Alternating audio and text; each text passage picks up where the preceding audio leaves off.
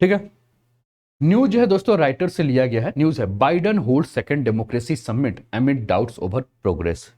तो दोस्तों बाइडन की जो है वो डेमोक्रेसी समिट जो है वो हो रही थी, सेकंड डेमोक्रेसी समिट हो रही थी। डेमोक्रेसी समिट यानी कि वो देश जहां लोकतंत्र है, वो देश जहां लोकतांत्रिक बातें होती हैं। दोस्तों देश हमारा जो विश्व है वो दो धारा में, दो ध्रुवी में जो है वो बटा हुआ है। इस पर हमने बातें की हैं। एक वो जहां लोकतंत्र है, दूसरा वो जहां तानाशाह है। भारत में क्या है, लोकतंत्र है या तानाशाह है? तो दोस्तों कुछ लोग कहते हैं कि भारत में लोकतंत्र है और कुछ लोग कहते हैं 2014 के बाद भारत में तानाशाह है। भैया हमें तो लोकतंत्र लगता है, बाकी कुछ लोग जो है वो तानाशाह कहते हैं। बार बार वो उंगलियां उठाते हैं कि निरंकुश जो है वो शासन हो रहा है। क्या है क्या नहीं है उस पर हम कुछ नहीं करेंगे, ठीक है ना। ठीक है, तो ठीक है, तो इस पर हम बात करते हैं।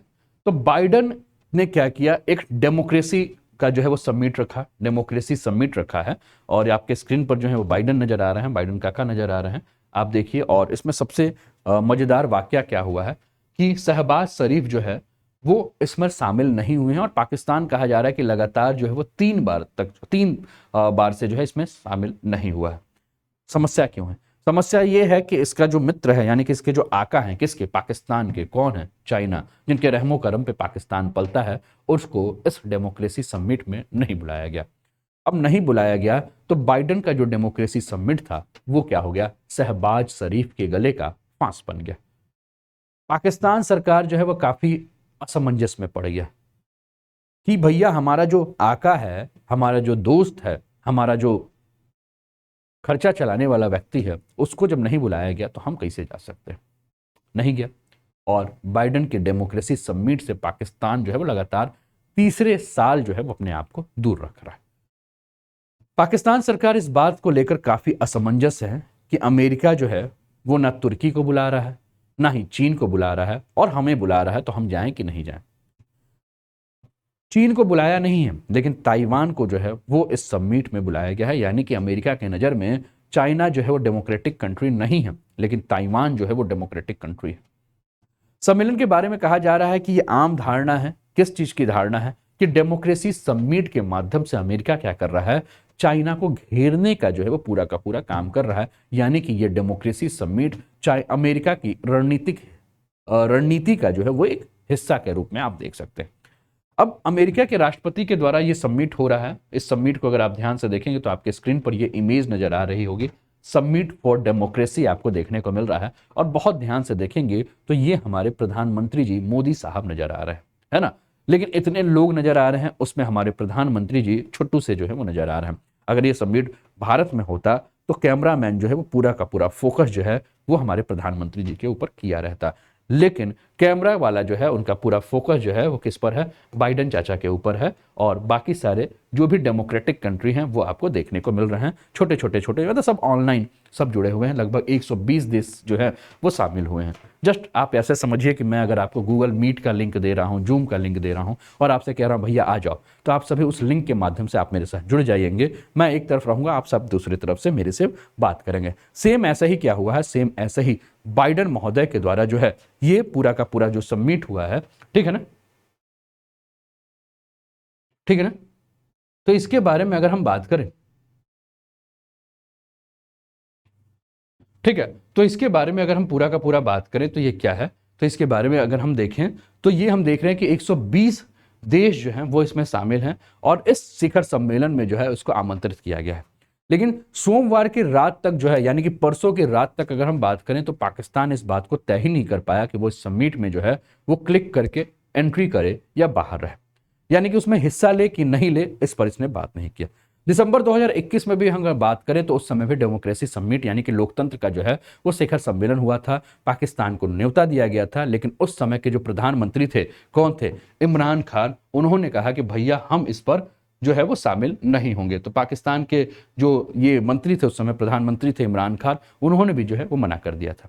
अब पाकिस्तान सरकार के सूत्रों और मीडिया के माध्यम से बात पता चला है कि सोमवार देर रात तक जो है इसके ऊपर उच्च स्तर बातें चल रही थी। पाकिस्तान सरकार को इस बात का असमंजस था कि वो अमेरिका कि इस समिट में अगर जा रहा है तो कहीं ऐसा तो नहीं कि वो चाइना के खिलाफ चला जा रहा है, क्योंकि अमेरिका ने चाइना और टर्की को जो है इसमें नहीं बुलाया है, जबकि ताइवान को इसमें बुलाया है। सम्मेलन के बारे में एक आम धारणा ये भी है कि ये पूरा का पूरा प्लान जो है वो अमेरिका को का जो है वो चाइना को घेरने के लिए है। पाकिस्तान को यह भी डर लग रहा है कि कहीं अगर वो इस सम्मेलन में जाता है तो चीन जो है वो इसके ऊपर गुस्सा ना हो जाए और कहीं ऐसा मत हो जाए कि चाइना और टर्की को जो है ये बात पसंद ना आए कि पाकिस्तान जो है वो अमेरिका के इस सम्मेलन में क्यों गया है। तो ये काफ़ी सारी चीज़ें जो है वो लेकर बातें जो है वो की जा रही है ना। इसके अलावा अगर हम बात करें तो शहबाज शरीफ के लिए अगर हम बात करें तो ये सबसे बड़ी मुसीबत है कि अगर शरीफ सरकार सत्ता में आने के बाद अमेरिका और पाकिस्तान के बीच में अगर किसी भी प्रकार से उच्च स्तरीय संपर्क बनाने की बात कर रहा है और दोनों देशों के संबंधों को और प्रगाढ़ करने की कोशिश कर रहा है, तो कहीं ऐसा तो नहीं कि उस समय अमेरिका जो है वो कहे कि भैया तुम डेमोक्रेसी समिट में तो आए नहीं थे, अब कैसे तुम मेरे पास पहुंच गए। दूसरी चीज अगर आपको ध्यान होगी तो आपको ये भी ध्यान रखना होगा दोस्तों कि इस समय पाकिस्तान की आर्थिक स्थिति जो है वो काफी खराब है, और आर्थिक स्थिति जब काफी खराब है तो पाकिस्तान जो है वो IMF से लोन चाहता है ना। तो पाकिस्तान को इस बात का भी डर है कि कहीं ऐसा मत हो कि IMF से जो लोन चाह रहा है कौन, पाकिस्तान, अमेरिका उस बीच में जो है वो खलल ना डाल दे। ये भी टेंशन है किसको, पाकिस्तान को। तो जो विश्लेषक हैं जो इस पूरे मामले को देख रहे हैं वो यही कह रहे हैं कि अमेरिका की तरह जो ये आम झुकाव है किसका, शहबाज शरीफ का, सरकार को इस प्रकार का कोई कदम नहीं उठाना चाहिए जिससे कि चीन जो है वो भी नाराज हो। और चीन एक ऐसा ही अकेला देश है जो कि पाकिस्तान के इस संकट के घड़ी पे जो है वो पाकिस्तान को आर्थिक मदद जो है पहुंचा रहा है। कई सारे जो न्यूज़ हैं, जैसे कि पाकिस्तान का जो सरकारी न्यूज़ है द न्यूज़, उसने कहा कि पाकिस्तान सरकार को जो है इस मामले में लेकर तटस्थ होना चाहिए, उसको अमेरिका को भी अपने साथ रख कर चलना चाहिए, उसको चाइना को भी अपने साथ रखना चाहिए, उसको ये समिट से जो है वो दूर नहीं होना चाहिए। ऐसा जो है वो वहाँ का समाचार पत्र जो है पाकिस्तान का वो भी कह रहा है। परेशानी क्या है अगर हम बात कर रहे हैं, इसमें दिक्कत क्या है, तो अमेरिका ने जो समिट जो है इस समिट में जो है इसने चीन को न्योता नहीं दिया क्योंकि चीन में डेमोक्रेसी नहीं है ऐसा अमेरिका मानता है। दूसरा, टर्की को भी नहीं बुलाया, क्यों, क्योंकि वहां इलेक्शन जो है वो ट्रांसपेरेंट तरीके से नहीं होते हैं ऐसा अमेरिका मानता है। और हैरानी की बात यह है कि चीन को चिढ़ाने के लिए उसने ताइवान को जो है इस समिट में इन्वाइट कर लिया। पाकिस्तान को चीन की तरफ से जो अरबों डॉलर का कर्ज मिला है, अगर वो समिट में शामिल होता तो चीन जो है तुरंत उससे कहता है कि भैया जो तुमको हम कर्ज दिए हैं वो हमें वापस कर दो। इसके अलावा पाकिस्तान के कई सारे प्रोजेक्ट जो है वो चीन के पैसे से चल रहे हैं तो वो भी बंद हो सकते हैं, तो वहां पाकिस्तान की स्थिति जो है वो और ज्यादा खराब हो सकती है।